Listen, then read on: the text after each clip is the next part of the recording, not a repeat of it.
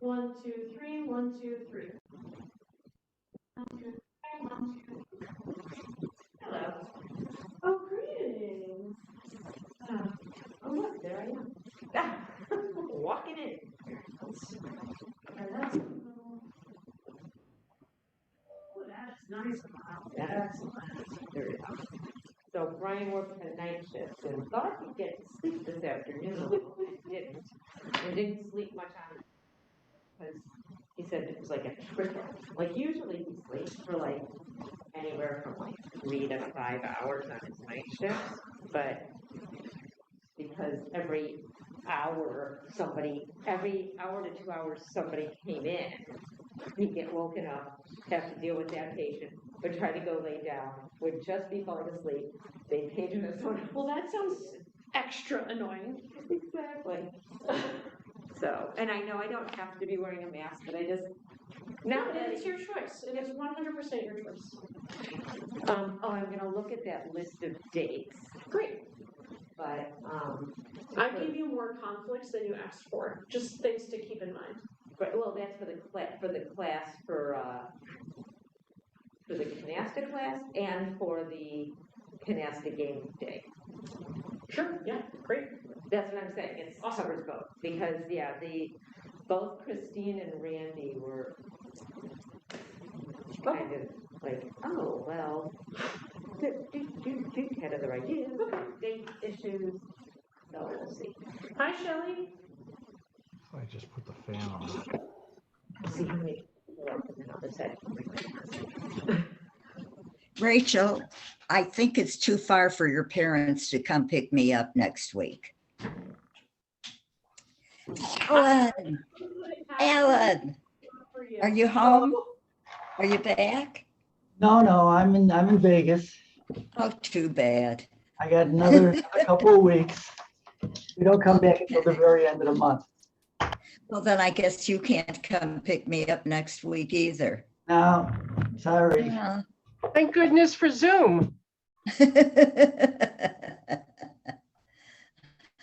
Oh, the proud parents are there.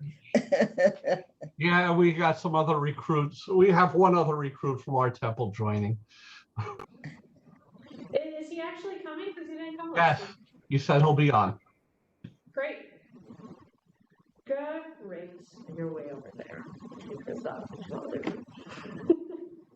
don't mind being like 1 or 2 people. Yeah. I get it. Totally get it. Okay. Yeah. No, I already sent that to her. I don't need to reshare it. Okay. Well, this is where we twiddle our thumbs. Can they see me? Huh? Can they see me? Yes, but you're really small. How many people you have in person? Say hi to Lisa. I don't know where I am looking. The camera's the giant thing there. Okay. Yeah. Just Rabbi, can you get closer to your microphone or turn it up or something? I can speak louder. It's right in the middle of everything. So if anyone else talks, I want it to be able to pick up them too. All right. Is this level okay? I can make it out. Yeah, it's hard. It's hard to hear. Yeah. go ahead. You'll be doing the majority of the talking. So. Oh, greetings. Hi. I thought you were still on the phone. Yep. No, I've been back for a few weeks, but we're leaving, let's see, in another a week or so. I don't know, to go. Do you know what today is? Oh, we hear you better now. Yeah, well, she's right on top of the mic. Right here? Yeah. Okay. Yeah, 2 weeks, go back to Arizona. And then we're back, because then it's April, and we're here for April and May, and then in June, we're going to San Diego and to Spain. Okay, I've moved it as far as the cable will let me move it. Do you know Kayoko? Kayoko told me. Lisa. Rachel, your camera there auto follows to the voice that it hears? The one that's in the middle of everything, yes. Not the one that I'm nice and big on. Yeah. It's called an owl. It looks like an owl, and when you turn it on, it hoots at you. Okay. Has How's it going? Yeah, please. I mean, unless you don't want paper out of it, it's up to you. I want to. I love. Downside is we don't get to see Samson in the background. Oh. It's probably for the better.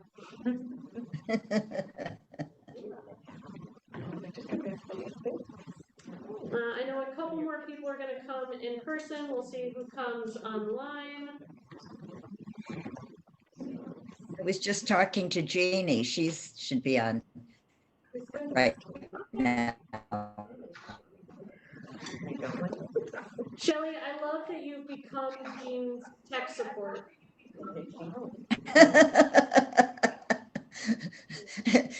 The little bit that I know. And then I always tell her, just call Rachel. Let's see, here comes Vicky and Barry right off of Barry's violin lesson. You guys keep so busy, it's amazing. So, All right.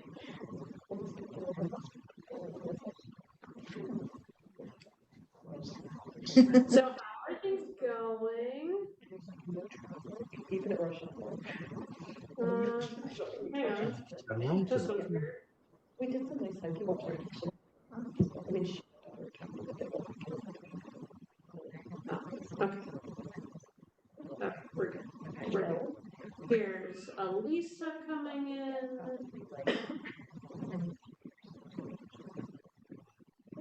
did you want to open the Bible? You were going to do a change. Hi, Lisa. Hi, Scott.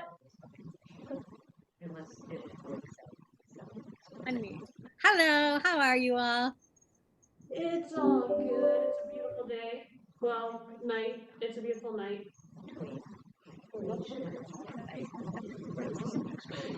How's the weather out in Chicago?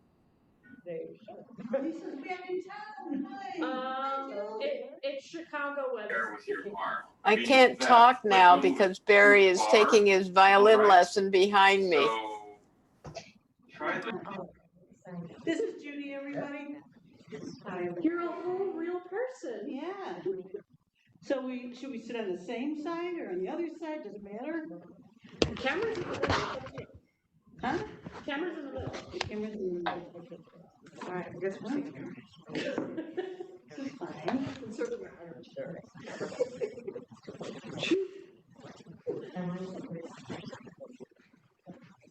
Let's see. 1, 2, 3, 4, 5, 6, 7, 8, 9, 10. Alana told me she was going to be a couple minutes late. She's still out of town, though, right? Yes, yeah. Let me just make sure that I'm not forgetting anyone.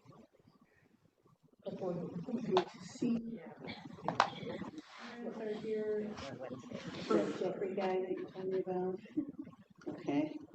That's a nice big thing. So I started reading that book from that rabbi. Great. It's right up my alley. Okay, we're gonna give, I don't know, 1 or 2 more minutes. So, get prepared. Our question of conversation today is going to be, what do you do when you have to break a promise? What do you do when you have to break a promise? Is going to be our schmoozing question. So we're gonna give everyone another minute or so. But like, is there a process for saying sorry, or do you just break it, or are there qualifications of the promise that you feel like you have to, whatever it is, what happens when you have to break a promise? So Can't get hear ready. you. Okay, I'll move it closer.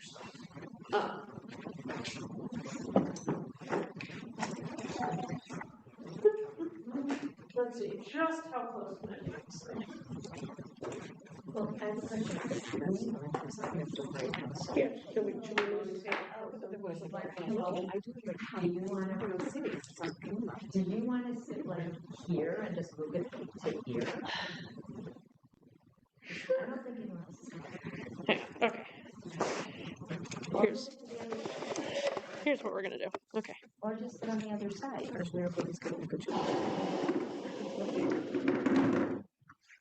If I sit here without a mask, is that okay for everyone?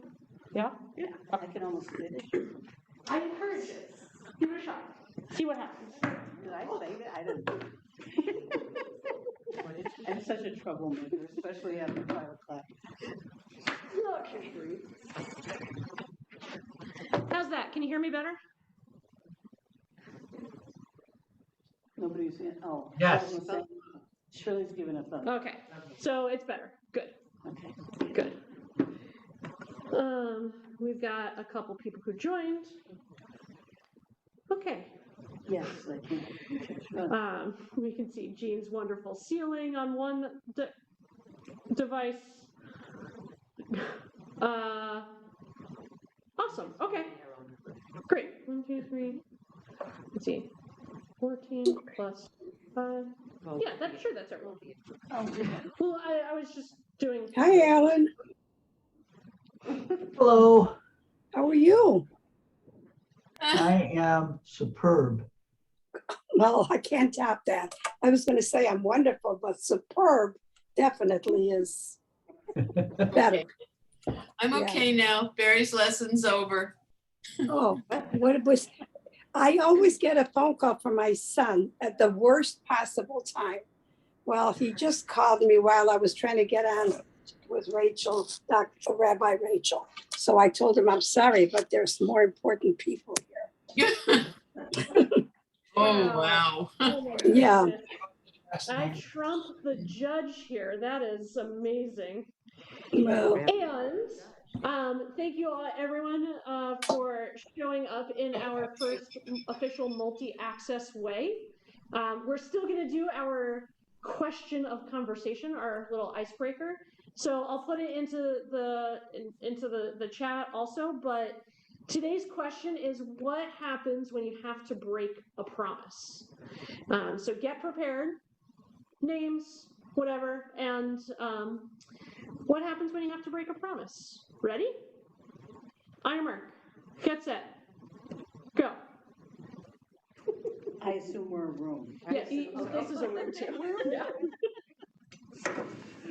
I don't know. We can move that one. I don't know why I said there's one space between us. That's silly.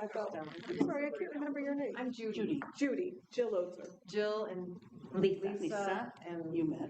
Now, Opal. Am I saying it right? Okay. Say it again. Now. Okay. So everyone should have gotten a pop-up on their screen, yeah?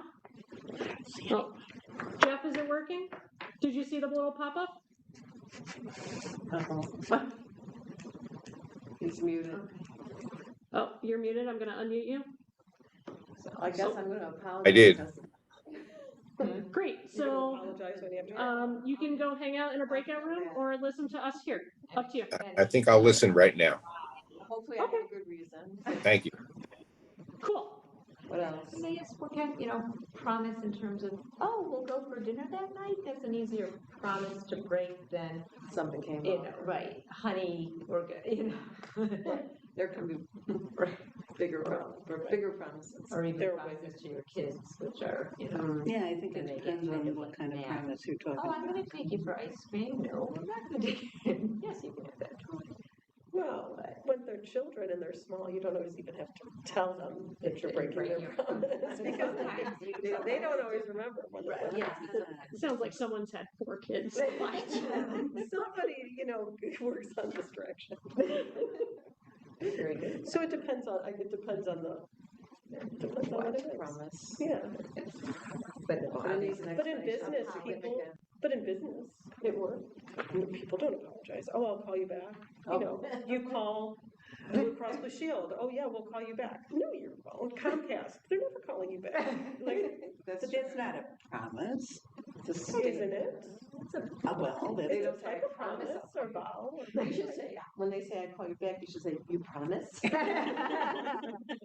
No, normally what I say is, so if you don't call me by what time, shall I call back and yell? Does that work? That doesn't mean they call me back. They laugh and then they say, if you don't hear by tomorrow at whatever time. I'm just going to run and get some water. Does anyone want anything while I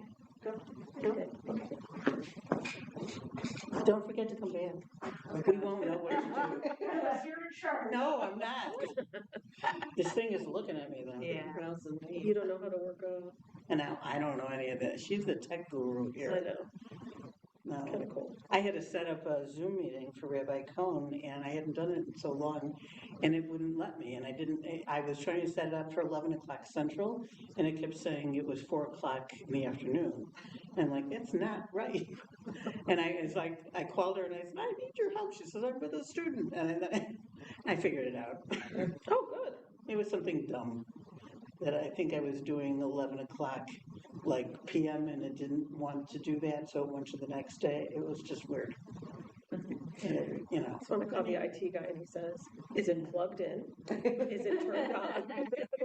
Right. So you were ahead of that at Did you least. restart your computer? Yes, that's the other one. When we were in Arizona, Brian had this, he was doing a deposition while we were there for them, and he comes in the next one and goes, the Wi-Fi's not working. I can't get it out. I was like, oh my God, like, did you reboot your computer? Did you this, that, blah. I'm like, oh my God. So I like, it's like 11 o'clock at night. I send a message through VRBO to the owner, and while I'm doing that, I go and I'm like, I know that box is here. I'm like, I go and I go, you unplugged the modem.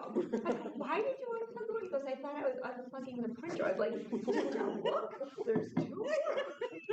So I plug in the modem, and the owner emails me, that's never happened. Try unplugging the modem and plugging it back in. I'm like, well, I'll try that. Thanks. So there you go. User error. When did you get back from Arizona? February something. Oh, are you back for a while now, or are you going to be? We're going to visit Sam next week for a few days in Florida, and then we're going back to Arizona for a week, and then we're back until June. Permanently. No, not really. Okay. I'll be traveling in June. And then Just so you know, I gave everyone online three more minutes. okay. So we decided you would apologize or distract them from remembering the promise and explain. Perfect. Or just ignore it if you're from ComEd or any other utility company. Just make a promise and break it on them, you know. All right, let's make sure Alon can get in there. So are you not part of this discussion? You're in this room. I've never promised anything to anyone. Oh, no. That's the other thing, is just don't make any promises. And Then it'll solve your problem. I might You call you don't have back, to I worry might about not. what to do. I might meet you for dinner, make a reservation. If I feel like showing up, I will. I think that sometimes there's misunderstanding about somebody believing that you made a promise that you really never did. Mm. And that's, Well, think about a marriage promise, right? right. Vows. Mm-hmm. Those are big ones. It is. Right, but there's a language of promise, and then there's an assumption of promise, right? What happens when they don't match? When someone assumes, but you never actually use the language, right? Does that count as breaking a promise? From the person who thinks you broke it, It's all yes. From the perspective, right? person who didn't do it, yeah. No, I think it's unknown. Alon's computer is up. Is it what is a promise? Like if you make dinner plans with someone, are you promising to go for dinner with them? Whatever, or is it just you our That's just a plan. Right. I think a promise is like, right. It's not like if you It's sort of- admit that you did something wrong and you're not going to do it again, and then you do it I again. promise I'll never do that again. Right. Yeah. Right. Sure. Those are the usual ones that are like, people think they're going to be able to stop their behavior, But they and can't. they really can't. And they will do it again. Yeah. Even though they promised not to. Right. Promise I'll never be. Yeah, and their intention might be they're not going to do it again, but it's their Well, a nature. drug addict will promise over and over, Over and over and over. and they can't help it. Right, so how does that? But then isn't it the person who's making the promise? If it's the addict who's making the promise to never do it again, And he does. are they saying that because they think it's what you want to hear? Do they truly want it? Right, I guess, it all depends on, They might truly want it, but can't do it. relationship. But they broke their promise, so how do they, well, right, that's them, not us. Or will they ask for help? All right, welcome back, friends. Let's see. Still got a couple. Room 3 must have had a really interesting conversation because they're not coming back yet. They're never coming back. Well, they have only got 20 seconds until it forces them back. I've been in those rooms. That's the one with my dad in it, so Oh, yeah, I'm he was in sure mine it's too. Brian Heeks right there. Troublemaker he is. All right, almost. They'll come back in 5 seconds, whether they want to or not. Okay, great. There we go. All right, hi, greetings everyone. This is actually the first time I've gotten really to hear a little bit of the conversation. I hope all of them have been just as interesting. I can't tell which turnover just leaned forward to speak. Oh, no. Great. Oh, okay. Oh, I didn't mean to scare you. Don't speak ever again. So this week, another strange Jewish story. I'm sure one that you've never heard of before. Jephthath's daughter. So really hard to pronounce. Yes. And equally hard to figure out what the heck is going on in the story. Because not only does Jephthath have a lot of his own baggage, but his daughter becomes another one of the anonymous women of the Bible who has things happen to her. She has maybe a little bit of agency, but not much. She and he are living at another time of war, another time of how do we establish our self-governance, meaning the Israelites, how do they establish their own governance? A little bit of intertribal fighting as well as intra-tribal fighting. No one likes each other.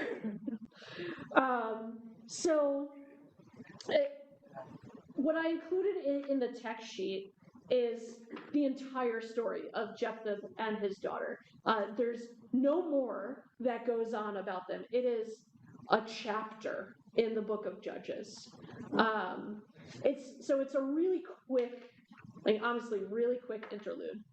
But the bulk of our story comes in the end of Judges chapter 11.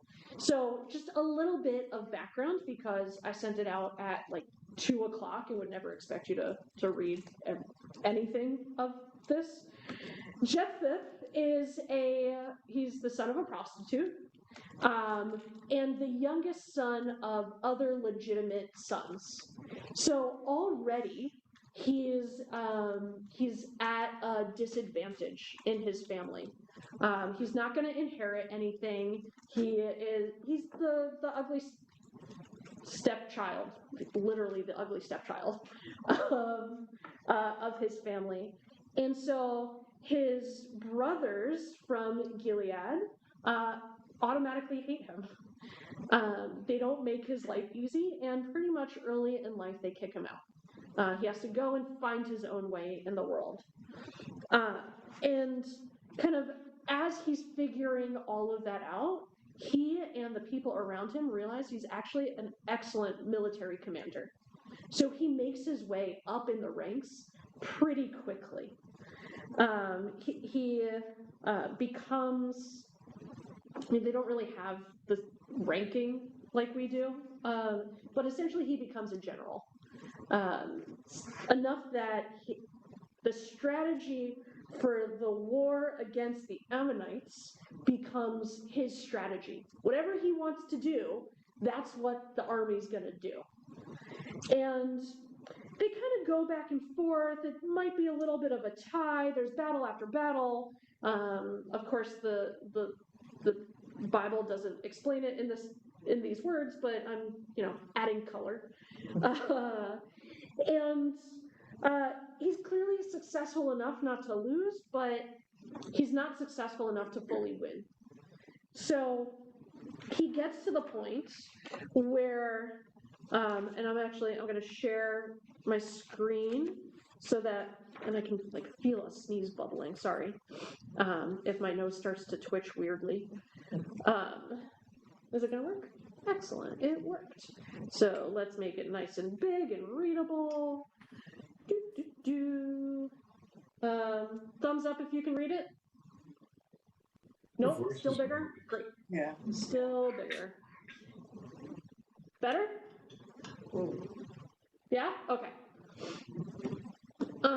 So we get to this little section here, and I'm gonna ask whoever feels like they can read in the most dramatic voice, because this is an utterly dramatic part of the Bible. Whoever's feeling dramatic at this moment, can you read the first three paragraphs of this bolded section? From then the Spirit all the way through, I cannot retract. Brian, go for it. Then the Spirit of the Lord came upon, what's his face? Jephthath. He marched through Gilead and Manasseh, passing Mizpah of Gilead, and from Mizpah of Gilead he crossed over to the Ammonites. And Jephthath made the following vow to the Lord. His name is Jay.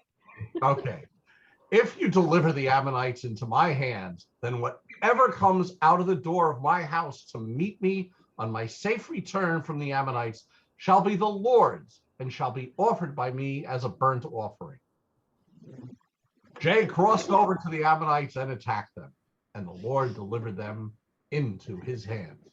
He utterly routed them from Aurora as far as Minnith, 20 towns, all the way to Abel Taramim. So the Ammonites submitted to the Israelites. You gave me a challenge. When Jay arrived at his home in Mizpah, there was his daughter coming out to meet him with timbrel and dance. She was only a child. He had no other son or daughter. On seeing her, he rent his clothes and said, "Alas, daughter, you have brought me low. You have become my troubler, for I have buttered a vow to the Lord, and I cannot retract." So I didn't include the footnotes. Okay, I buttered a vow to the Lord, and I cannot retract. Great. You are very dramatic, Brian Heaps. Vicky, I saw your hand. Will you finish it up with these next two paragraphs? And unmute yourself. We're going to unmute you. There you go. Father, she said, you have uttered a vow to the Lord. Do to me as you have vowed, seeing that the Lord has vindicated you against your enemies, the Ammonites. She further said to her father, let this be done for me. Let me be for 2 months, and I will go with my companions and lament upon the hills, and there bewail my maidenhood. Go, he replied. He let her go for 2 months, and she and her companions went and bewailed her maidenhood upon the hills. After 2 months' time, she returned to her father, and he did to her as he had vowed. She had never known a man.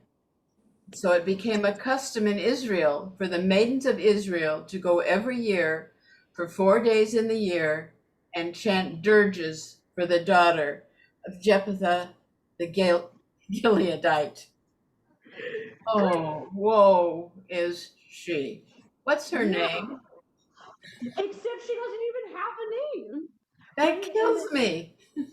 There are articles about her that call her Bat, which really just means daughter. Yes, Lisa. Bewailed her maidenhood? Yeah. Oh, yeah, bewailed her maidenhood. What is that? So let us count the things that are wrong with this story. So, one, for some reason, it's a legitimate thing to make a promise to God, if you help me win this war, I will kill the next thing I see. As if killing things in war is not enough. 2, did Jephthath not know that it was a practice of the Israelites to celebrate victory in war by coming to meet the soldiers with timbrel and dance? 3, he saw his daughter coming to meet him, and he still did it. 4, she bewailed her maidenhood. She was still a virgin, and apparently that made a really big difference to her, maybe not to her dad. 5, we could just keep listing this. 5, what's wrong with this story? She tells her dad, you made a promise, you have to kill me. But wait, let me go hang out in the mountains for 2 months. That'll make it okay. How many more things can we find? 6, am I up to 6? I don't know. In order to lament or celebrate her, who knows, the other women would go every year to the hills and chant and sing for Bat Jephthath. What, I don't know, we might want to give her a name at some point. 5 paragraphs, so many things that are wrong with this story. I don't know. Any other, I know it's a little muted. Okay, hang on.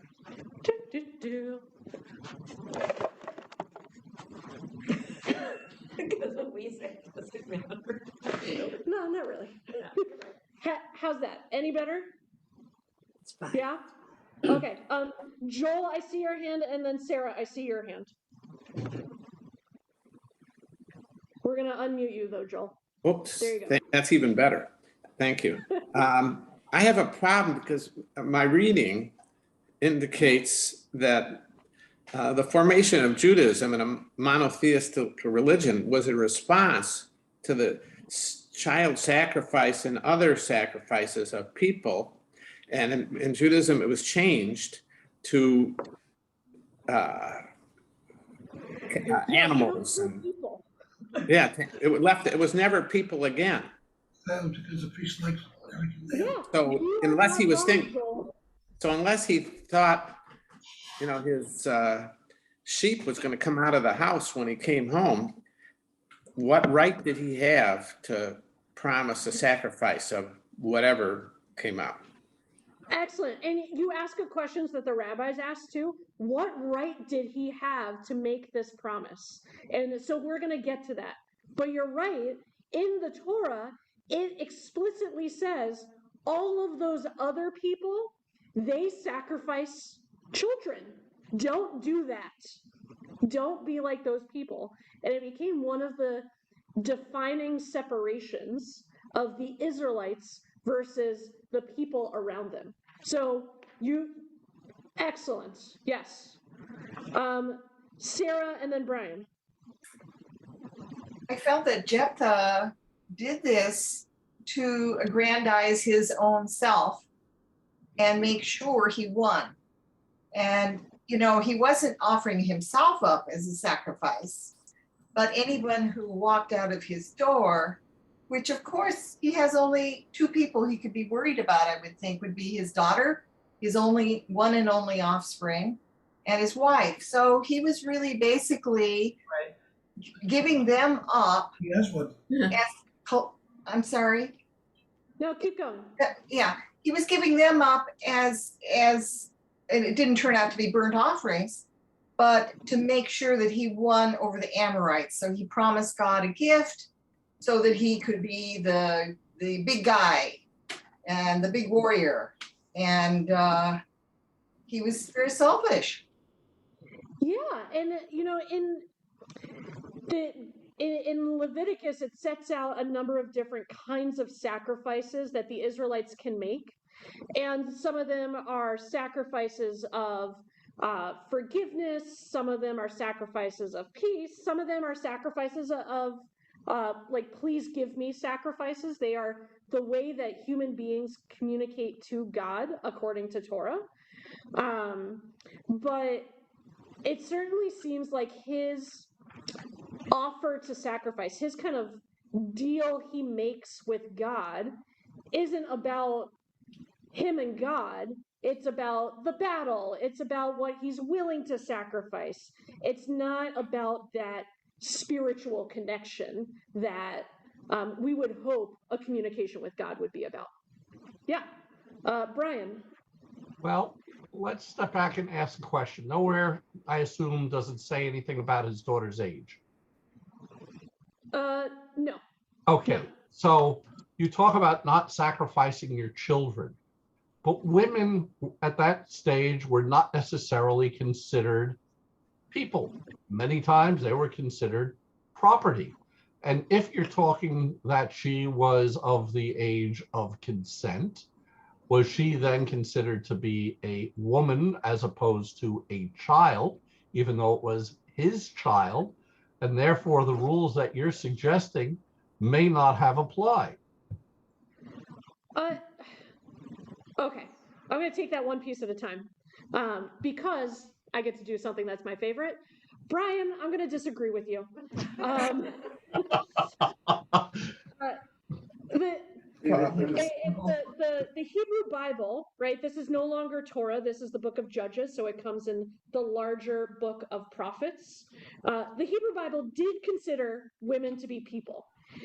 They had a different status, different obligations. They were different than men in many different ways, but they're still people. They're not animals. They're not plants. They're not minerals. They're people. So they still have that extra spark of God in them that we call a nefesh, a soul, and they are responsible for themselves in many ways.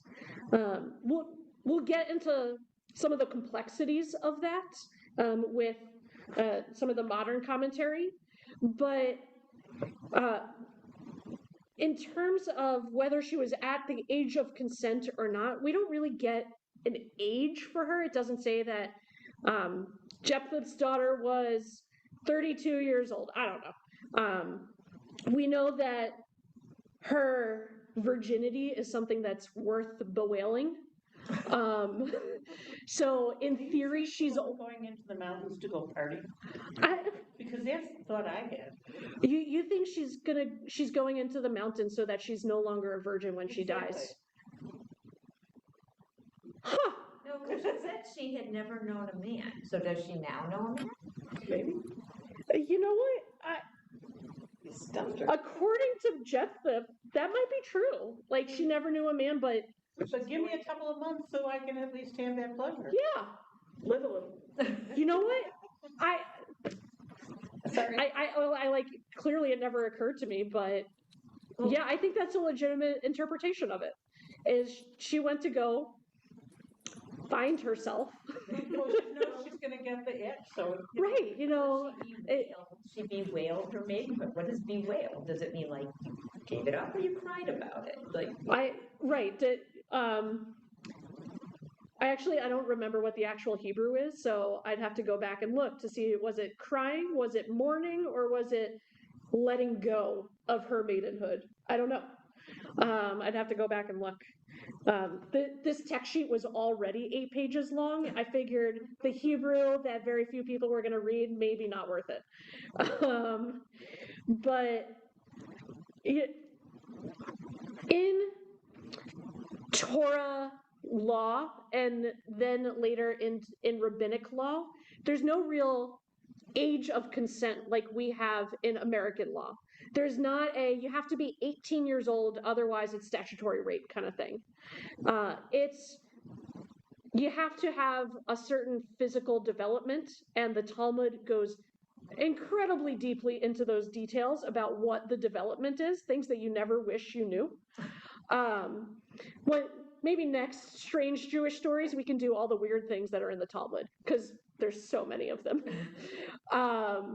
But it seems that she is old enough to realize what's going on. She's old enough that her maidenhood, her virginity is something that's worth bewailing. That, you know, it's a surprise maybe that she's still a virgin. We can also talk about societal norms in that one, but that's also a different conversation. But yeah, I mean, there's the fact that she doesn't have a name, that she doesn't really get a say other than give me 2 months and I'll come back to you, right? There's a lot in here that takes away the daughter's agency. And she becomes a beloved story to tell about women in the Bible for some reason. Who knows why? But women are talked about so rarely in the Bible that pretty much any story that's about them is something that's told again and again in women's circles and in larger circles. We're trying to lift up the unheard voice in the tradition. Lisa. Are there any other stories in the Bible where a parent sacrifices their child, actually sacrifices their child? Because Isaac was saved and he's a boy. Oh, what a fantastic question. Are there any other stories where children are sacrificed or almost sacrificed? Well, almost we know. Right, almost. There's a really famous one. We read it on every Rosh Hashanah. We call it the Akedah, when Abraham takes Isaac up on the mountain that God showed Abraham. And there's some interpretations that he took the knife and held it in his arm above Isaac's head until God finally came down, or the angel came down and said, wait, don't do it. And so Abraham is like standing there for hours waiting for someone to intervene. There's also an interpretation where Abraham is starting to doubt himself, and Isaac says, no, Dad, you have to do it. So a little similar to Jephthath here. But there's another story about Saul and his son. So Saul is the first official king of the kingdom of Israel.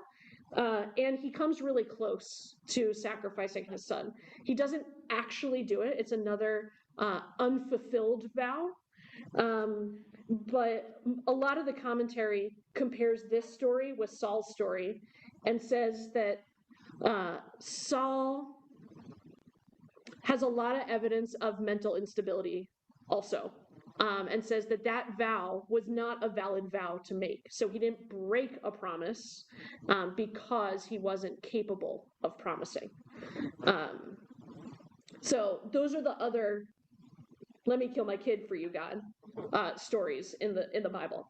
Not that many, thank goodness, but also not none. So only the girl dies. So only Bat Jephthath dies, yes. Question. Shelley and then Judy, yes. Go for it. There's also Joseph. The story of Joseph. He was a youngster when the brothers threw him in a pit. Yeah, and so the brothers, right, they didn't make a vow, they made a plot to sacrifice their brother. But didn't they promise? Wait, didn't they promise Jacob that they would they would go to Joseph and bring him home? So no, they actually never promised that. They promised Joseph that they would bring Jacob to Joseph. No. I'm talking about when he sends Joseph out to look for the brothers. Prior to that, there's no vow involved. A promise, wasn't it? He promised. So it's not really a promise. It's Jacob tells them, look after your brother. And they kind of like smile and nod. But there's not a promise made. They're not Joseph's parents. And again, Joseph never actually dies. Reuben, the oldest, convinces them to throw him in the pit instead and sell him to the Ishmaelites into slavery. So it's no spring day for Joseph, but it's a slightly different story and different theme of the story. But yeah, kids get less than they deserve in the Bible. Judy. If I was the daughter and went to the mountains for 2 months, I wouldn't come back. Yeah. Yeah. Why did she come back? So, actually, it's so good that you say that. If you were her, you would have never come back. Well, guess what? Ibn Ezra agrees with you. Nice. So, up until the Middle Ages, Jephtha's story is kind of accepted. It's sure, yeah, we might sacrifice a kid. Maybe like no one felt that it was weird. And then the Middle Ages come around, kind of the most famous commentators that we know about, Rashi and Maimonides and Ramban and Radak, right? All of these people that start with the letter R because their title is rabbi. They all start to get really, really uncomfortable with this story. And so they start to try to rationalize it. They compare it to halakha, to rabbinic law, and say, well, maybe he couldn't have broken his vow. They create alternative endings that are like stretching the story a little bit. They get in fights amongst themselves, as people tend to do. But they start to get really uncomfortable with the story. And so we have at the bottom of page 2 here a comment by Ramban responding to Ibn Ezra. So, Judy, you didn't realize that this is what you did, but you volunteered to read it. And let's do just this first little bolded part, beginning with, accordingly, Ibn Ezra. Accordingly, Ibn Ezra's interpretation continues. Oh, it'll be easier on your piece of paper. It's the bottom of page 2. Okay. Accordingly, Ibn Ezra's interpretation continues since Jay's daughter was the first to come out to meet her father. He built her a house outside the city where she resided in seclusion, and he provided her with sustenance all her days, and no man knew her, so that his daughter remained shut away from the world all her life. Great. So why did she come back? So this actually, Ibn Ezra's interpretation says that she never actually came back. That her coming back that's in the story is his consistent thought of her. He built her a house. He let her keep living in the mountains. So she came back to his heart, but she never actually came back. They never saw each other again. And because she lived in seclusion, she did not go out and have a last hurrah. She lived a hermit life in the mountains. And Nachmanides, poor little Ramban here, says Ibn Ezra is completely and totally wrong. Which Nachmanides loves to say other people are wrong and only Nachmanides is right. And so he says that she didn't become a recluse. Instead, will someone read this bolded part here in the next paragraph? Let's see, Ross Wolfson, you're leaning nice and close to the screen. Will you read this part in the bold here? Sure. Excellent. And accordingly, oh, hang on, you're muted. There we go. Oh, thank you. And according to the ordinances of the Torah, no man can utter a vow which will bind the persons who come out of the door of his house to live thereafter in seclusion, just as he cannot bring them as an offering. Great. So he says the laws of Torah not only don't let Jephthath make this vow, but they don't let him subvert the vow either. You can't build a house for her to live as a hermit. You can't make a vow like this in the first place because it breaks the laws of Torah. Don't make a vow that breaks the laws of Torah. If Torah says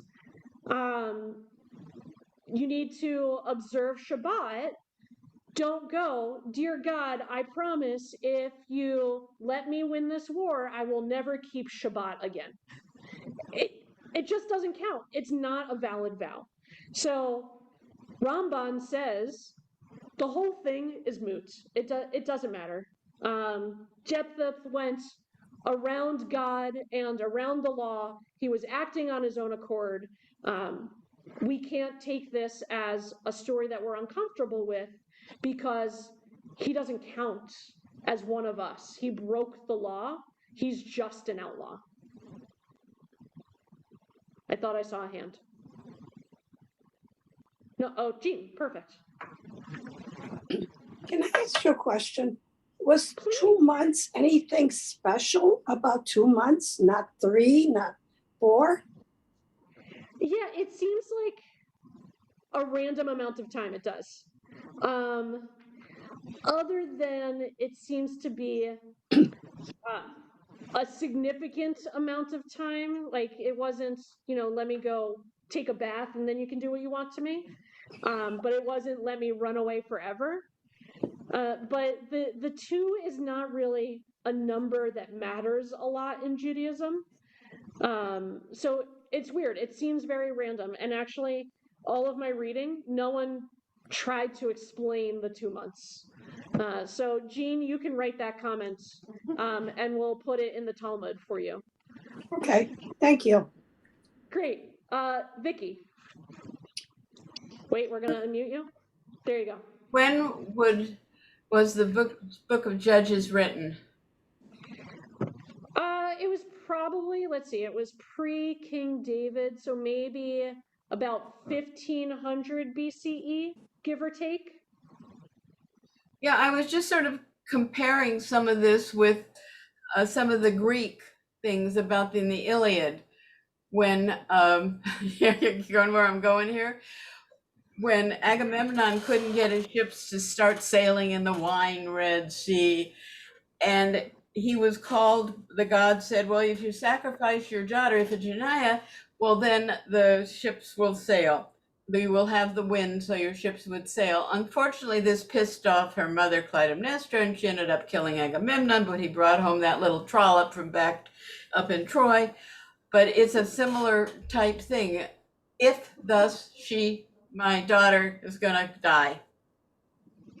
Yeah, and so a lot of scholars, and especially literary scholars, make that connection between Jephthath and Agamemnon and say that this story is actually the inspiration for that story. That this is where the Greeks really talk a lot about child sacrifice and whether it's good or not good, and I'm not an expert in ancient Greek tradition, but they say that that it's not an accidental connection between this story and the Iliad. Awesome. I mean, not awesome, but great. So, as you mentioned, right, Agamemnon even got punished, and in this story, in the original story, it doesn't seem like Jephthath had any punishment for what he did to his daughter. Really seems unfair. She gets the fuzzy end of the stick, and he goes off and lives a perfectly good life.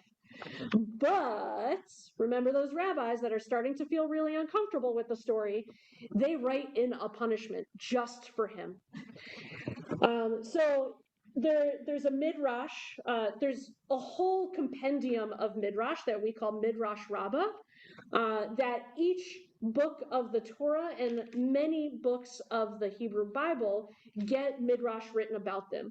Essentially, the stories between the stories, things to answer the questions that the rabbis had. And they're wondering, why is he not punished for what he did? Especially if Ramban is right and he was an outlaw. Why doesn't he get punishment? And so they tell the story between Jephthath, who becomes a significant person in the community. He becomes respected despite his birth. And the high priest who was living at the time, Phineas. The midrash goes that when Jephthath realized that it was his daughter, he went to Phineas and said, am I allowed to break this vow? And Phineas says, no. And, right, so where's the actual thing that he says? Phineas says, however, oh, let me, just so you can see what I'm talking about here. This is on page 3 for those of us who have a printout in the middle of the paragraph that says, for we learned. Phineas, however, said, he needs me. I'm to go to him. I need to help Jephthath. Moreover, I'm a high priest and the son of a high priest. Shall then I go to an ignoramus? This guy's stupid. Why should I help him? While Jephthath said, I have become a chief of the Israel's leaders. I should go to Phineas. And as the two of them are debating, the maiden perished. Oh, what a lovely way of saying that. The maiden perished. So thus the people say, between the midwife and the woman, the travails the young woman's child is lost. As everyone is kind of debating, the worst happens. And so the rabbis add in his punishment right here. Both of them become punished. Jephthath died through his limbs dropping off. Wherever he went, a limb would drop off from him and was buried there on the spot. Hence it is written, then died Jephthath the Gileadite and was buried in the cities, right? It's plural, in the cities of Gilead. It does not say in a city, but in the cities. Phineas was derived of the divine, deprived of the divine, that is a word that, divine spirit. That's what the actual Hebrew said. Okay. Hence it's written, and Phineas, son of Eleazar, had been the ruler over them. We're hearing a buzz. Can you hear me? Yeah? No, you're fine. What time is it? Oh, you know what I bet just happened? Can I ask you to do me a favor, Phyllis? Do you know where the audio rack is in the sanctuary? No. I don't. Cool. Okay. So, Hi, Alana. Okay. Let's everyone read. I just need to run to the sanctuary really quickly. I'm sorry, I don't know. No, it's okay. Let's everyone read this commentary. It's a modern commentary on a very old commentator from the Jewish Women's Archive. What are the rabbis actually trying to say here in terms of their punishments? By Tamar Kadari on page 3. And I will be right back.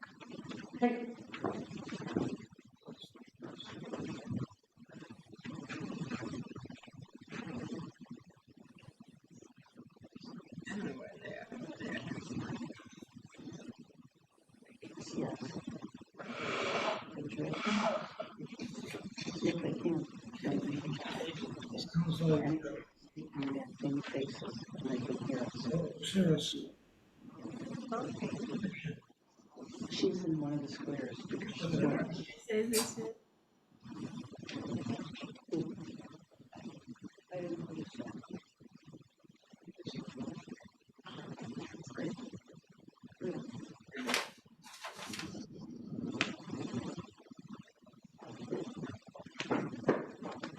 Didn't make Okay, that didn't work. Uh-oh, but you got some exercise. It didn't? It didn't work. It's a good thing I didn't go. I mean, besides not knowing what to do. Okay. I don't know why it's buzzing. It's fine.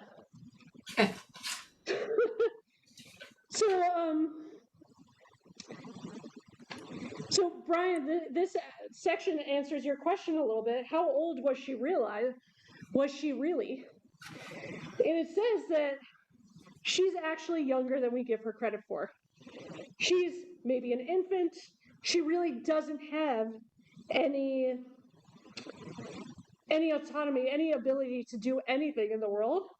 And so this punishment that the rabbis write in for her, not for her, for J-Dog here, is extra fitting. he really gets like the worst thing possible. He doesn't just die, he dies in pieces, he dies slowly, and like it's particularly awful for him. So the commentary. Oh yes, Barry. Am I muted? No, you're Yes. Yes, thank you. No, this sounds Egyptian.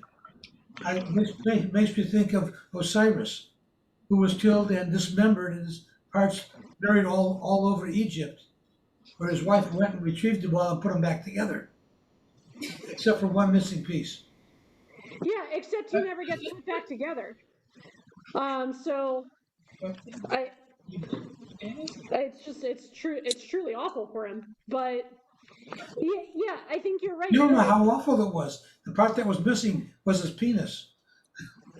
So they went and made him a wooden one, so that his offspring now were born of a virgin, well, of a god who was. It's very complicated. I live with this. I actually, Brian, I see your hand a second, but one sec.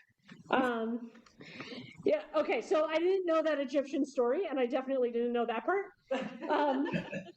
But you actually remind me of in modern commentaries, which we're gonna jump over Tom Puma and get straight to the modern commentaries. The question becomes, why was what he did so heinous? Why did he go, alas, my daughter, I wish it hadn't been you, it wasn't you, whatever. You know, he seemed to make a promise, a vow, and he was ready to fulfill it. Why did he almost have second thoughts? And it talks a little bit about, it wasn't just that he was killing his daughter, it's because she was a virgin, because she was his only child. He also cut off his entire future, right? One of the summaries of Jewish law, like why does this law exist kind of stuff, says that a lot of, sorry, someone chatted me a joke, that a lot of the law exists so that we can ensure a future for our people and our lines. Not only did he break the law, but he cut off his entire future. So it wasn't just what he did that was awful, it was all the repercussions of what he did that were awful. Brian. A couple of things. First, in response to Barry's commentary, what he was talking about was someone who was dismembered, whereas Jay says his body parts fell off. Was it a reference to leprosy that existed at that point? And as body parts fell off, so be it, buried in different places. But with regard to the... Sorry, I'm just fixing the camera. Okay. Okay. With regard to the items that you just mentioned, if the Torah says, you know, that you can't do all of these things, he made a promise in what he believed was good faith, not thinking about what all the possibilities could have been. Just as we say for Yom Kippur, you know, forgive me for the promises I've had to break. Would it not have been much the same? He made an unfulfillable promise. He, you know, and so that promise would have been forgiven. Yeah, and unfortunately it wasn't as unfulfillable as it should have been, but clearly you've been reading ahead in our text sheet here, because we are going to get to Kol Nidre. Okay. No, I didn't read. Oh. I could say other things. Okay. So, Jeffrey, did I see your digital hand in the air for a second? No. Okay. Great. Before we get to modern commentaries, other continuing thoughts, challenges to the rabbis? They love to be challenged. They just made up stuff. They did really just make up stuff. They found their authority by citing what they consider to be divine text, the Bible, and having a whole lot of cross-referencing going on. But they did kind of make stuff up. But people make promises to God all the time. You know, If I get well, if I'm sick and I get well. right. If I'm well, I'll start exercising more. Or can you know, if you do, help, get my kids through to make sure they don't fail their class and all whatever. Right. People do make promises to God all the time. I swear to God, if I get an A on this, if my Studying next term. right, okay, less silly. I swear to God, if my loved one survives the surgery, right, I'll stop whatever. I'll start whatever. Right? People do make promises to God all the time. Sometimes we're good at keeping them. Sometimes we're not good at keeping them. Sometimes it's a spur of the moment and we're not realizing what we're saying. And sometimes it really is a desperate plea. And we'll get to that there's a, Jewish law loves promises. And has many different words for many different kinds of promises and the different obligations we would have to them. And so we become,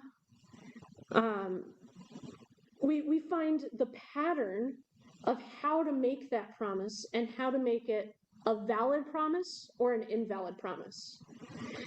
If it's a spur of the moment thing and we don't follow the pattern, we never actually promised. It was more for us than for God or for the person we're promising to or anything like that. But if we're in the right enough state of mind to be able to follow the judicial pattern that the rabbis set out, then we become obligated to it. So those promises that we make all the time, that Jephthath makes and everyone in between, the question becomes, did it follow the pattern? Is it a valid promise? The rabbis will go and say, Jephthath actually did follow the pattern. He did make a valid promise. But yeah, rabbis love saying but. So hang on to that. I'm sorry, I just broke your brain. Great. Alon, I saw your hands, and then we'll add some extra stuff. Okay, this may be totally irrelevant and off topic, but I'm focused on the fact that we still don't know her name.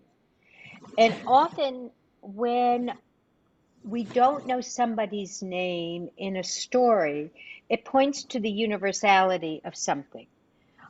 For example, the unknown soldier, that sort of thing. And I'm struggling to figure out what is the universal message here. Well, I mean, other than don't kill your kid. But she's not the only anonymous woman of the Bible, right? We have the 5 daughters of Slafchad, who their name is mentioned in like an afterthought, but are forever known as the daughters of Slafchad, who say, our father has died, we have no brothers to inherit, we should inherit for him. And they go to Moses and they say, can you talk to God about this? And God actually says, yeah, sure. There's no guys around. They can inherit, they can be the ones who continue the family line.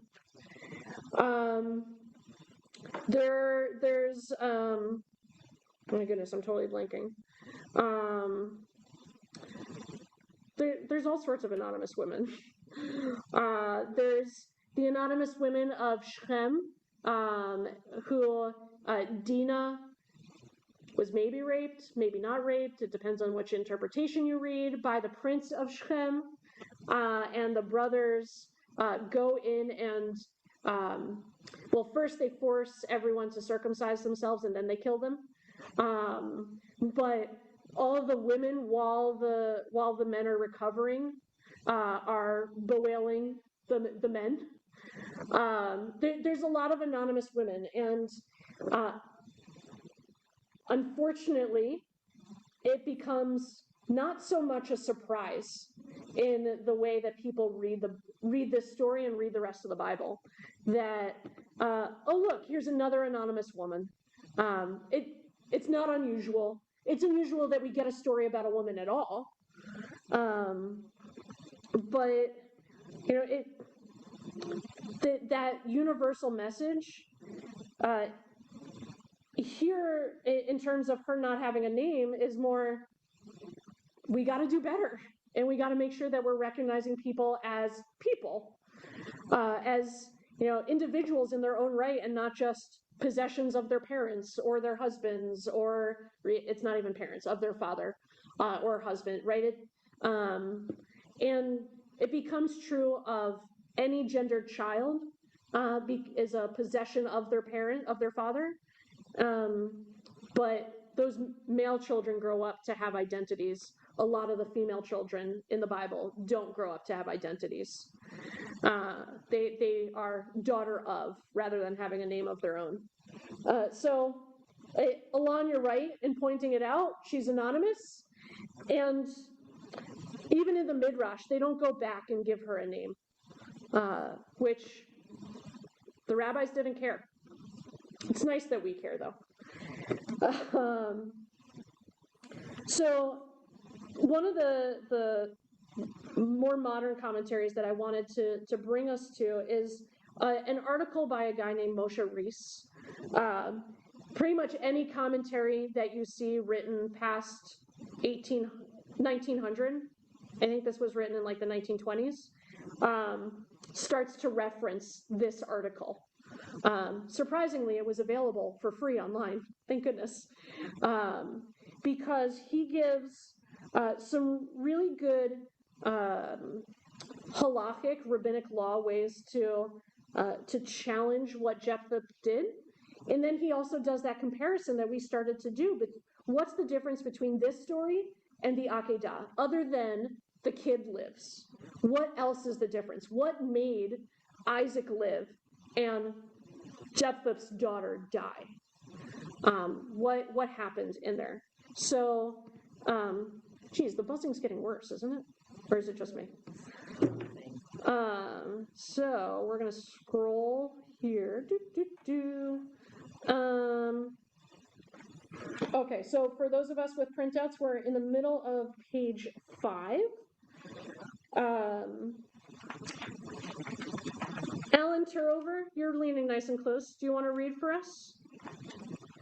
I'm going to unmute you. There you go. Can a vow to commit a grave sin, the sacrifice of one's child, be valid? Must a vow be fulfilled regardless of the consequences? The near sacrifice of Isaac, often compared to the sacrifice of Jephtha's daughter, came before the laws given through Moses, and in any event is presented as a test of Abraham's faith that in the outcome banned such a sacrifice. The Mishnah, composed 1,500 years after the period of Jephthath, states that a vow to commit an act in direct violation of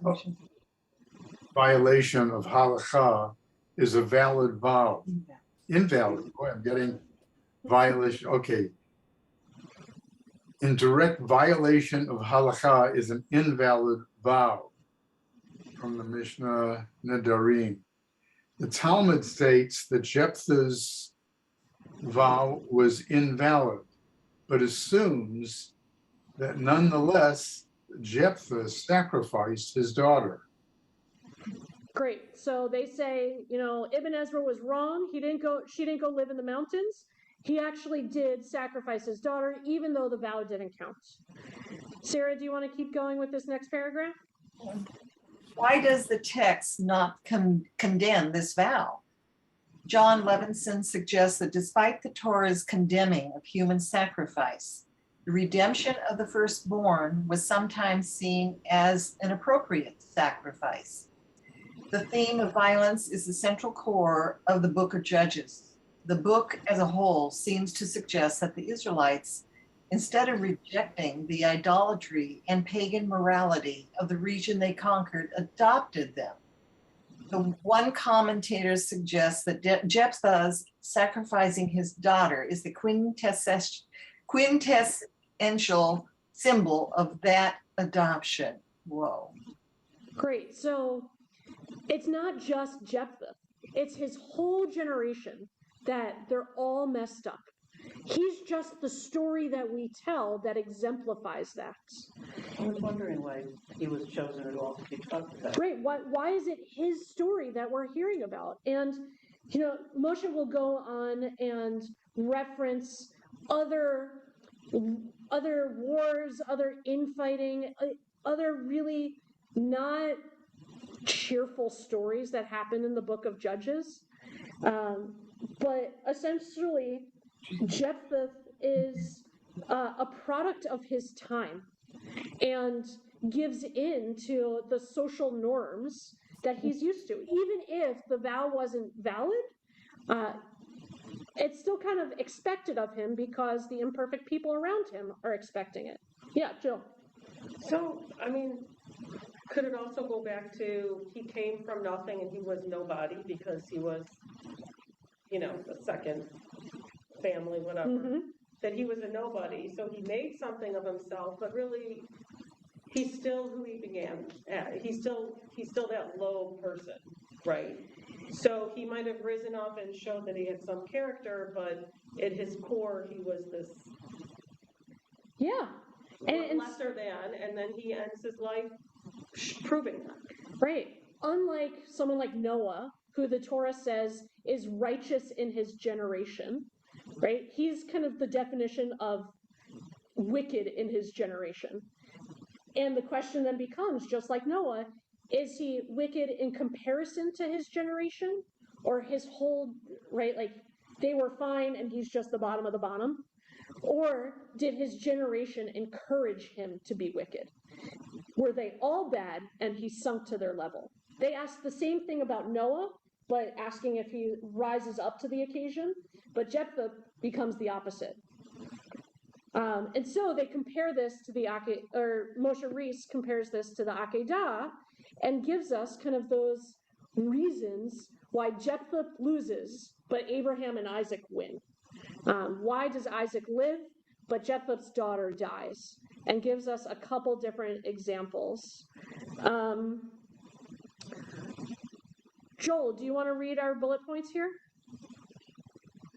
I'm going to unmute you. Yeah, okay. Great. Abraham is the eldest son of a respectable family. Jephthath is the son of a concubine. Abraham's child is male. Jephthath's is female. Abraham's child is named Isaac. Jephthath's daughter is unnamed. God is testing Abraham's faith. Jephthath's vow perhaps originated from a lack of faith that he could be assured of victory without it. Abraham consoles his son. God will provide the sheep for the burnt offering. Jephthath does not console his daughter. He bemoans his own fate and puts the blame on her. An angel appears to save Isaac. Girls appear to lament Jephthath's daughter. Abraham's story is told clearly. Jephthath's story is full of ambiguities. Abraham leaves many progeny. Jephthath had no other child, and the outcome of his vow left him childless and without progeny. Great, thank you. So, long story short, Abraham and Isaac were always set up for success. The male, the naming, the connection with God, the angel intervening, the other children, the clarity of the story. They've got privilege that Jephthath and his daughter never actually had. And Jephthath, whether or not he was relying on a privilege that didn't actually exist, still doesn't get to reap the benefits of it. So yeah, Joel. I don't necessarily agree with Great. that. Good. I want to argue with the rabbi, but Bring it. it feels to me there's a huge difference in that God is the one who initiated the planned sacrifice of Isaac and requested it of, or demanded it of Abraham as proof of his love. And it's Jephthath who initiated the volunteering of somebody unnamed in exchange for favors. So the initiation is, the first one is by God and the other one is by the character in the story. Yeah, and I'd say that because Abraham had a relationship with God, right? Absolutely, Abraham's story starts with God's command. And Jephthath, whether he assumed he had a relationship with God that wasn't actually there, or he thought he could inspire one by offering the sacrifice, or whatever was going through his mind, we don't actually know. But there's something about that relationship with the divine that is distinctly different. To the point that in one of the midrash that we skipped over, God has a conversation with Jephthath afterwards and says, "Did I ever ask you to sacrifice something for me? You did this on your own. I never asked you to do this. How dare you blame me for your suffering?" So God was maybe the cause of Abraham's efforts. Maybe he was distressed, maybe not. Maybe Isaac was distressed, maybe not. Sarah certainly didn't have a great time. She died in the next sentence. But Jephthath, he kind of takes it all on himself. The assumption that this will work, that maybe it won't be his daughter coming out, making the vow in the first place, assuming that maybe he assumed that there would be some sort of intervening force. God is very quiet in his story. And so Phyllis, did I see a hand, or that was just movement? No, it wasn't you, it was Alan. But if you want to say something after Alan. I thought of something that is not mentioned in the story at all in comparing Jephtha with Abraham. Abraham was a man of faith, and you could say a man of God. Jephtha was a military man. He was a general. Most likely, he was pretty used to killing people. Probably to become a general, he had to kill a lot of people to climb up the ladder to become that great a military person. So it could be another more subtle lesson, universal lesson here. Yeah, and maybe a sacrifice didn't seem that much out of the usual for him. You know, it's a celebratory thing and a thank you thing, and you know, a normal vow to make, especially for a general who maybe wasn't on the front lines of the battle. He wasn't really the one at risk. He became really comfortable with risking others' lives for his success. Certainly, he seems to have experience with the death of others, whether at his hand or someone else's hand. But I think you make a good point that there's something about his job that makes this make sense to him. Jean, I saw your hand. Well, you know, we always say bring it to the present, every situation. How about Putin, who's a former KGB man who has no blood in him, in his veins, none, is willing to kill all these people for what? For his glory, basically. Yeah, and you know, someone who is also very comfortable with warfare, and especially the sneakiest kind of warfare, direct and indirect battle, right? I think we see a lot of that happening in our world, not just in Ukraine, but in everyday conversations. The entire internet is at war with itself. And the way that the internet has kind of come to be and has been or not been governed, right? What are those promises that we make to each other about the value of information and access to information and who gets to say what? And right, all of a vow matters, and even an ex post facto vow matters, to the point that every year we know that we have made promises that we are not able to keep. Doesn't mean we never meant to, but maybe we expected more of ourselves than we were capable of. Maybe situations change. Our tradition tells us that at some point during the year, there was at least one promise that you made that followed that pattern that you're not able to keep. And so every year, as a whole community, we do the recitation of Kol Nidre, which says, we regret having made the promises. May all be permitted, forgiven, eradicated, nullified. May they not be valid or exist any longer. Our vows shall now no longer be vows. Our prohibitions shall no longer be prohibited, and our oaths are no longer oaths. Right? Just as much as we follow the pattern of making promises, we follow the pattern of breaking our promises. That pattern didn't exist for Jephthath. There was no system that he could have had in order to break the promise, even if he wanted to. It wasn't until the rabbis started feeling uncomfortable with his story that they started creating those systems. We might need to break a promise here or there.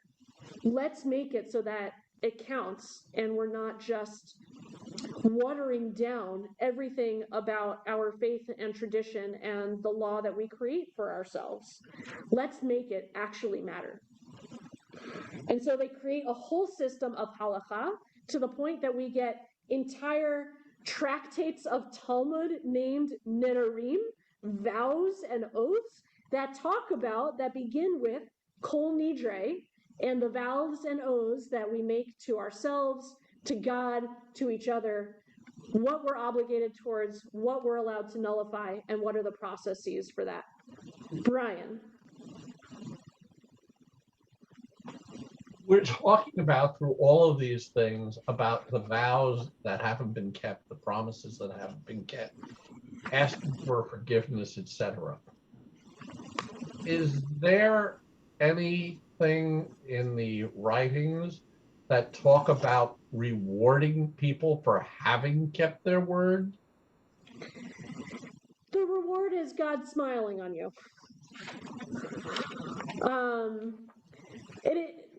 It's a good thing to make a promise. Jews love to obligate themselves, or to find themselves obligated. Whether or not it comes from yourself, that's a whole conversation. But we find a lot of meaning and purpose in having rules and rituals and expectations to uphold. Right? There's a reason that during life cycle moments, the conversation becomes, well, what should I be doing? Not what can I do? How should I bury my loved one? What do I need to do in order to have a wedding? Right? When my kid is born, do I have to do a brit milah, and what does that look like? There are times when people really want to know what is the obligation and make sure that we're fulfilling it. There's just something in the back of our minds, in the back of our hearts, that we want to live up to expectations. It makes us feel good. It makes us feel connected to tradition. It also gives us a way of connecting to each other who maybe also don't know what else to do in a time of joy or a time of pain. We really like obligations. So we give ourselves a lot of them. And we're not perfect. People are imperfect. Sometimes we have to disappoint ourselves. Sometimes we have to disappoint God. And the question becomes, when we disappoint ourselves, when we disappoint our community, when we disappoint God, is it a moment of punishment, or is there a process of forgiveness and repentance and release from the thing that we promised that we weren't able to uphold? Sarah, I'm gonna unmute you. Go for it. Thank you. Yeah, I was thinking about Brian's question, and I'm thinking, what your reward is, that you feel good, and you don't have to self-flagellate because you didn't do the right thing. But I was asking, you mentioned vow and oath in the same sentence just a little bit ago, and I was reading what it said in what you sent us, and I find it confusing to know what the difference is between a vow and an oath exactly, and what examples there would be of each. Great, you just volunteered yourself to read. Thank you. All right, so we're gonna go to page 7, Eliezer Diamond. Okay, that's all of Colney Dre. And let's read the 2 paragraphs, the difference between a shuvah and a neder, an oath and a vow. Okay. An oath or a shavua is a promise either to perform or to refrain from a certain act. Explicitly or implicitly, it calls down a divine curse upon oneself should one fail to fulfill it. Alternatively, it designates not just oneself, but others, often one's children, as surety that the oath will be fulfilled. A vow or neder has both a limited and an extended form. Originally, in its more limited biblical sense, it was a means of designating one's property as belonging to God or to God's sanctuary. Once so designated, the item vowed belonged solely and absolutely to God and could be used only by God's representatives on earth, which were the priests. By implication, the intentional use of the property for the personal needs of the person taking the vow, which is a particularly heinous form of theft called milah, resulted in the divine punishment of death. Great, thank you. So the difference becomes an oath, a shvuah, is, God, I promise if you let me win this war, I will give you all the sheep in the land, right? And if I don't fulfill it, then my kid's at risk, right? Then it's me and my lineage that's at risk. But a vow, a neder, isn't, God, I promise if you do this, then I will do that. It's, God, I have these wonderful sheep, they're yours, take them. I vow to give things to the service of God rather than I call on the relationship I have with God in order to make this other thing happen. And so and when it says like a vow or a neder has both a limited and extended form, that's it talking about that pattern, the legal pattern that it needs to follow. There's a short version and a very long version. And so both of these commentaries come from, sorry, Sarah, was that a hand? No, okay. Come from a book talking about a lot of commentary on our high holiday liturgy. So if you're familiar at all with Rabbi Larry Hoffman and his My People's Prayer book, giving the history and the interpretation and the halakha and everything on our regular prayers, he has a specific volume dedicated just to high holiday prayers. And I could not include the entire book in this packet, mostly because there's nowhere for me to copy it. I had to retype it all. So also I apologize for any typos. But this last, and this will be the last thing that we do, this last commentary talks about, what happens when it's not just the physical implications that we have for the vow or the oath, which most of them carry some sort of physical obligation. I promise to give you my daughter, kind of thing. But there's also a spiritual consequence to all of our vows. And so what happens when we are fully capable of fulfilling the physical vow, but it becomes too spiritually painful? Why does Kol Nidre exist for that? And so we're just going to end with this very, very last paragraph here.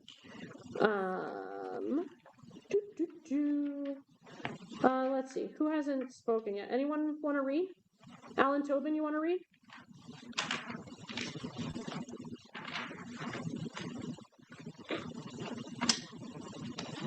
Great, unmute. Starting from, but what, or, Yeah, starting from, but what if the vow? but what if the vow or the future-orientated shuvah is onerous?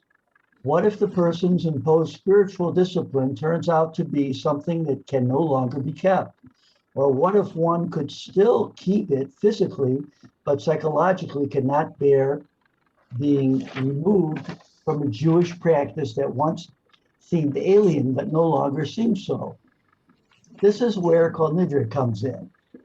The halakhic system finds a way out, even though that way has no real status in the written Torah.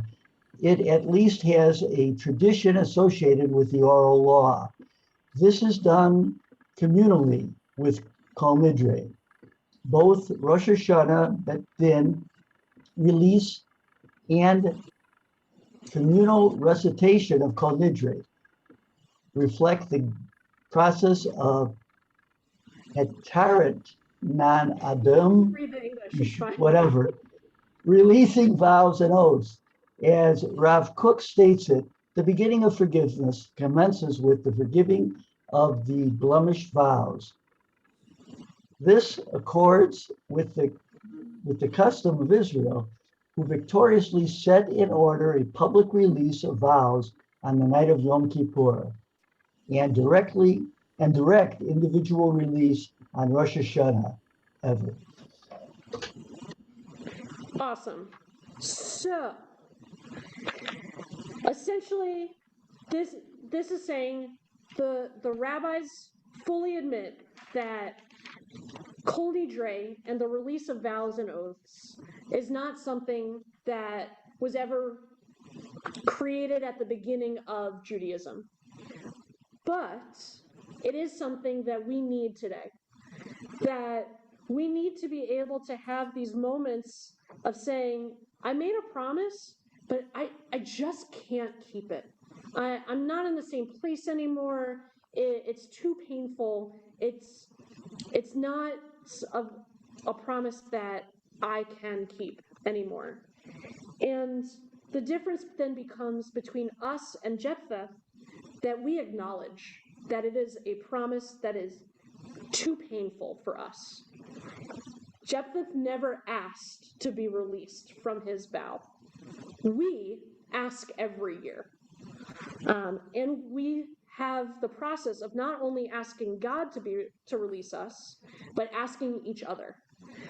We start at Rosh Hashanah by asking our fellow human beings, forgive me, and we end these 10 days of awe by asking God. We have to work our way up to God.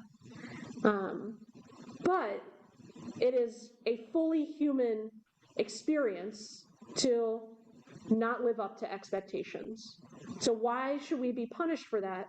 Instead, let's make it a meaningful way that we can continue to better ourselves. It shouldn't be an anchor, it should lift us up. So poor Jephthath and poor his daughter, they have a tiny little story that no one is ever happy with. But because of him, we have a lot of our rituals now that keep his story from ever having to happen again. He's the reason Kol Nidre exists, was because the rabbis got uncomfortable with what he did, and so started to find a way for us to get out of it. Not because we're weak, not because we're dumb, but because we're human, and we should let ourselves be human. So there's his little story. It's definitely strange. If you want, I also included the very end of his story, the little epilogue. If you want to read a little bit, for those of you who are West Wing fans, you will recognize the word shibboleth from their very first Thanksgiving episode. But if you don't watch West Wing, go watch the very first Thanksgiving episode and you'll recognize this story. Who knows where you start? But next week, we will have a bonus class. I know when you all signed up for this, you didn't know that you were going to have one more class next week, but I wanted to be able to offer it. I will send out a text sheet. Hopefully it won't wait until Tuesday, but maybe it will. I won't promise anything, but it is also Erev Purim. So if you're not doing anything Wednesday night, it's our Purim spiel. It will be Jeremiah's Got Talent. We've got quite a few talents apparently in this congregation. No one's surprised by that. But if you can't be here physically in person, check our website. There's a Zoom link so you can still enjoy all the talents from all of your sunshiny and happy places as well, or New York. Thank you for learning with me. We'll have one more class and then we'll be done learning. No, we'll never be done learning, but we'll be done with this series. Rabbi Cohn and I are both going to offer new series in the summer, or one in June-ish and one in July-ish. So if anyone has requests, just let us know. We're happy to take possibilities in there. What are you doing next week? I could either do next week the dark underside of Purim, the last chapter that we never read, or another one of my favorite weird stories is the story of Judah and Tamar, where the Messiah comes out of a lineage that started in sexual no-nos. If you have a vote, let me know. There's also many, many more strange stories where they came from. So we can also do Strange Stories Part 2 in the summer. Awesome. Well, thank you all. Lila Tov, especially those of you on the East Coast and those of you on the West Coast, stay awake another couple hours. Bye.